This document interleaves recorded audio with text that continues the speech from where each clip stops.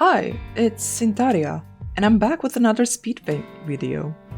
I haven't done this type of video in a while. I think it's been 1 or 2 years, which is a lot.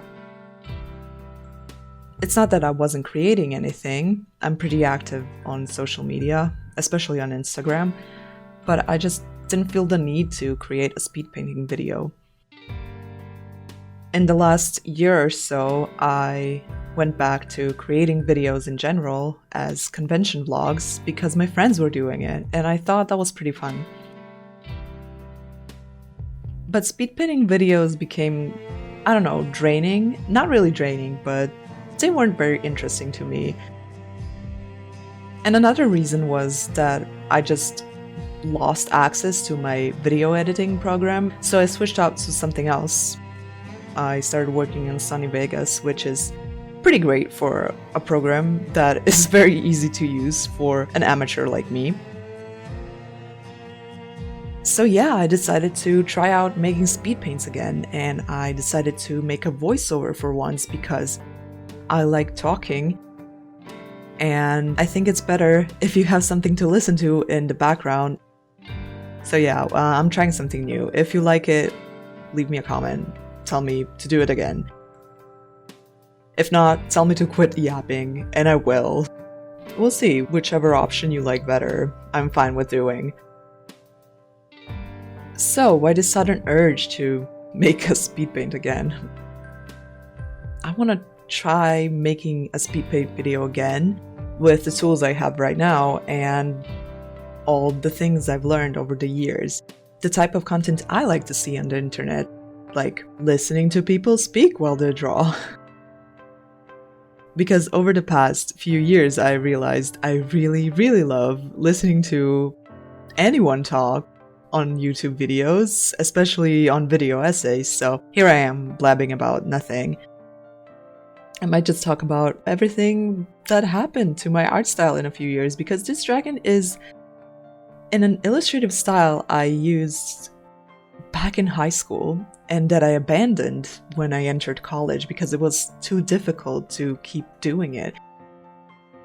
It's not that it was difficult as much as it was very energy draining. It took a lot of my time and it took a lot of my, I don't know, I just didn't want to do it anymore. It was not fun, so I switched up my style. Well, I mean, to a cel-shaded base colors with line art type of style. Being on it is either or the anatomy, which worked out for me pretty good. I really like painting in that style. Doing line art is very soothing for me. But once in a while, I thought about, man, I really miss this style of illustrative paintings. And I miss testing my abilities to see how realistic I can make a drawing feel like. But I like adding details to it, and I liked how it made the whole picture look like something I could see maybe from another artist making concept art or something, or on a cover of a book.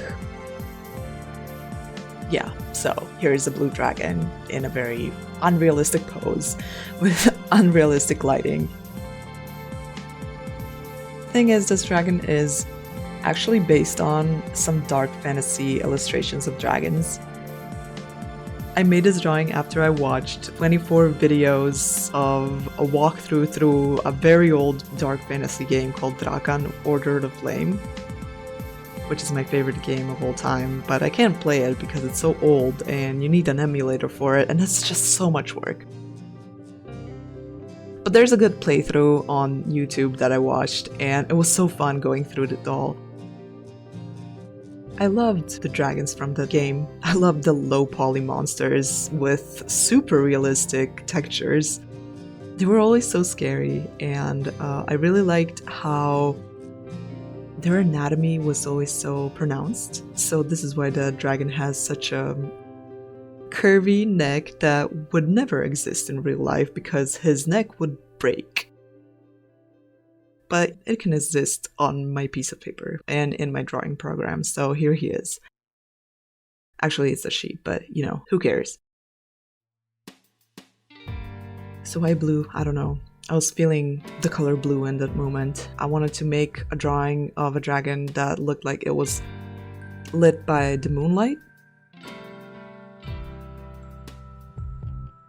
this dragon actually turned out to be an important character in a story I was working on.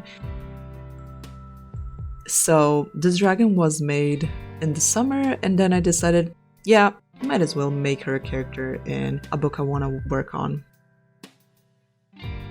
And the story I was working on in November of 2023. Oh yeah, in my spare time, I write. That's like a hobby of mine. Not really a work because I don't make money from it, but it's very fun. And I have many writing friends who are very cool, and I really like how I got myself into this whole community. Since we're from Croatia, the community is quite small, but that's why it's so cool. You meet a lot of cool people.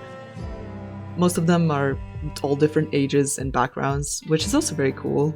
But we also like the same things, which is also very cool, which I said like several times. But anyways, shout out to everyone from my writing community that's watching this video and is expecting me to make a book about this dragon. But this book will take years to make and might never happen at all, so I'm sorry to burst your bubbles. If I ever make it, I'll be happy and you'll be happy, but I can't promise anything. This is such a huge project. And this drawing is just for fun. Was supposed to be just for fun. And then I got into it a little too much. Oh yeah, which is also pretty much the whole, theme of this drawing, because it was supposed to be just a line art version with simple shading and a quick base color thing going on. But I got so into it and I really liked working on it. I liked designing certain brushes for it. I liked experimenting with how Medibang actually supports the illustrative style. A couple of years ago, I had to switch from Sai to Medibang. And I know Sai is a program for beginners, and it was about time for me to switch to something that was a little bit more powerful. But the thing is, Sai was so good with brushes and blending. It has such a good blending brush, which Medibang or any other program I have used so far, and Photoshop, none of them have the same blending brush that allows you to have such a seamless and such a perfect blending, option. Nothing can compare. And so Medibang actually made me learn a new type of painting and a new type of illustrating, so I could still keep this illustrative style but not rely on blending with a specific blending brush. Okay, this video is full of topics that jump from one topic to another. If you make any sense from what I'm telling you, and if anything is coherent in this video at all, I'll be very happy, and hopefully you will be too. I actually have some other speed paints in the works that I might upload one day. I have to figure out another voiceover and I'll have to construct a video, but I have the footage. It's all ready to go. I have all the footage lying around in my folders waiting for me to use it, but I keep forgetting I have it. Hopefully I'll be able to remember to actually use it and put it in a video. On the other hand, I have way too many files that are time-lapse without a speed paint footage from a screen recording. And I have some screen recordings that do not have a time-lapse video with it, which I could potentially use for a speed painting video, but I'm actually trying to test this style out where you can see how I'm working alongside the time-lapse and how the whole drawing is looking as I add onto it. I think that's pretty neat, and hopefully it's not too taxing on my poor laptop. And you can tell me down below if you like this style, and if it's helpful for you to see how my process is changing the drawing in real time. It's not real time, it's sped up like 50 times. Okay, if you like this video, and if you want to see more, if you like this style of narration, or if you want me to shut up, comment down below. Yeah, that's pretty much it. I'll see you in the next video, which would be another speed paint, or maybe another con vlog. We'll see. If you're interested in what I do, you can check me out on other social media, or you can follow me here, subscribe and all that.